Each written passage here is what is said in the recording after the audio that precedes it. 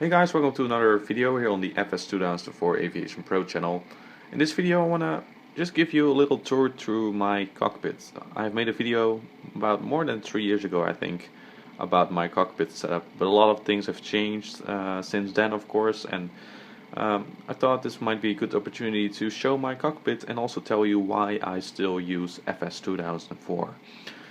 Now, the biggest addition to my cockpit since the last time, of course, a long time ago, is of course this yoke, this SciTech yoke system. It works very, very well.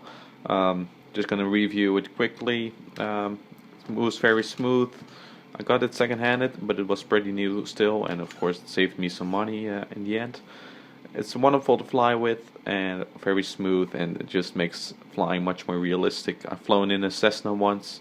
And I can tell you that the feel with the yoke is even more realistic than just with the joystick.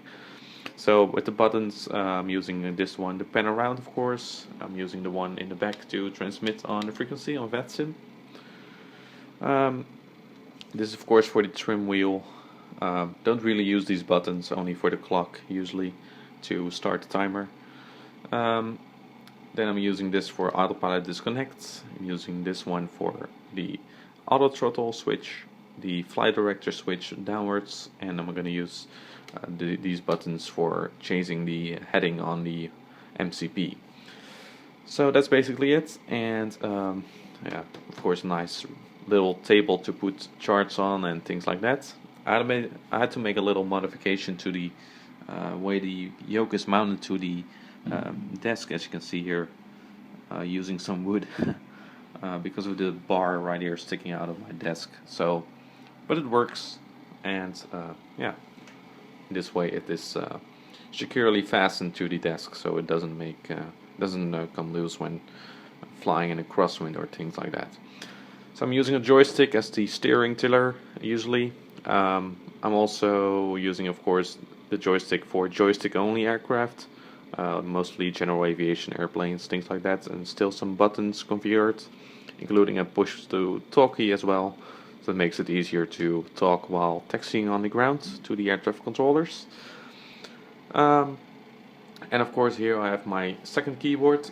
It's just exactly the same thing as the normal keyboard. This is an old and dirty keyboard that I have labeled with stuff, but as you can see, for example, the flight director switch is exactly the same as this switch, or button if you want to call it that. This is just a labeled keyboard. I believe you can actually set up a second keyboard, but it takes a lot of time and configuration,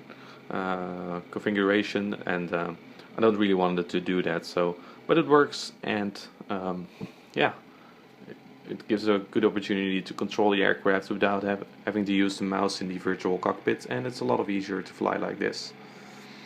What else do I have? I got 2 speakers in the front, 2 speakers in the back, and right here I've got a laptop, and on the laptop I'm running Squawkbox in order to run Squawkbox outside of my normal computer. Makes flying on the VATSIM network a little easier, and also with a separate speaker in order to let the audio from the air traffic control go through this speaker, and makes a bit easier, because of course you can now adjust the volume of the air traffic control through this speaker instead of having to do it within Windows on your own computer.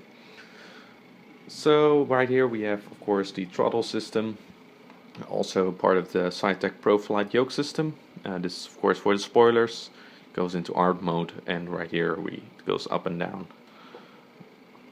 The throttle, of course, as usual, and also full reverse thrust when selected, this one.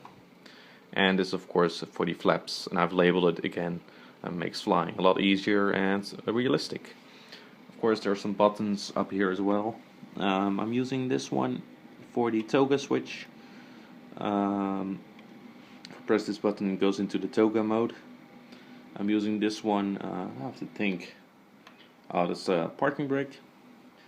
I'm using this one for the squawk ident button, this one for reducing the thrust, or go into idle reverse. Of course you don't always need full reverse thrust like that, so I prefer to use this button in order to manually reduce the thrust and reverse thrust as necessary.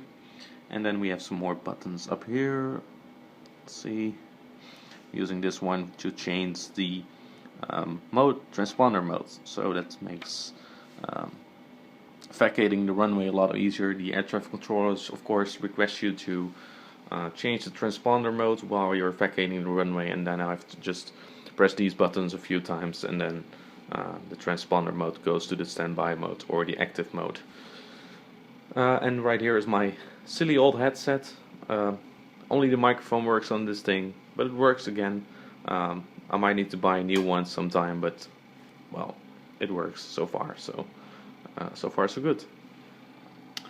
And of course, also got the rudder pedals right here. Maybe the rudder pedals are,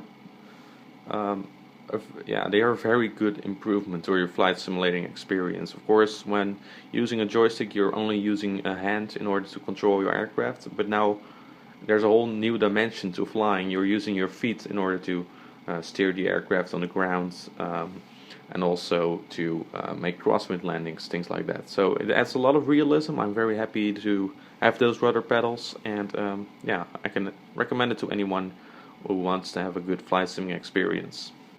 So that's basically my setup, and for the keyboard, a lot of people ask me how I configured my keyboard, and there's a link to a file, an Excel file where I have the full configuration of my keyboard. It's configured for the I fly Boeing 737. You can do that via the settings, and it works perfectly. And of course you can also do it for other airplanes, but this is basically configured for a 737. So that's about it. And then to the question I'm getting asked a lot, why I used FS2004, the very old FS2004. Well, the answer is very simple. Actually, the answer can be seen right here on the top left corner of the screen. I don't know if you can see it properly, but it's all about frame rates, people. It's all about frame rates. I have a relatively good computer, I think. It can handle FSX. I have FSX installed on my computer, but it just doesn't fly as smooth as FS2004. And I've spent a lot of time configuring and fine-tuning FS2004, getting everything right and making sure there's a smooth flying experience, and also a lot of money on add-ons. So that's it's kind of a shame to drop FS2004 already. I know FSX is great, and there's a lot of development taking place recently, also with Prepar 3D and things like that. So I'm really looking forward, and I'm monitoring the situation of that. But yeah, for now I'll stick with FS2004. It just flies so smooth, and it gives a very smooth flying experience, and it helps me a lot learning how to fly an airplane. Of course, you really don't learn how to fly an airplane using Flight Simulator. You have to go into the real world and fly airplanes for that, but at least gives me some basic feeling of how an airplane flies. So yeah, that's my reason why I still use FS2004. It's all about smoothness, high frame rates, and also probably a very big thing is it doesn't crash. I rarely have a crash with Flight Simulator 2004. When it happens, it's probably because I'm doing something wrong while flying, or I'm switching between windows too much. But in general, FS2004 doesn't crash, at least on my system. 99% of the time it works perfectly. So that's why I still use FS2004, and now you have seen my cockpit a little. Of course, my desk doesn't always look like that. Most of the cases it's entirely empty for study and things like that. It looks like this probably only 2 to 4 times a month when I'm flying on a VATSIM network, and when I'm creating videos I only have the yoke and the throttle on the desk to make videos quickly, and of course I don't use the whole setup as you can see here. So that's a little tour, and of course, again, you can find the file for my keyboard configuration in the description below. So thanks for watching. Please comment below if you have any further questions. And for now, I'd like to thank you for watching, and I hope to see you next time.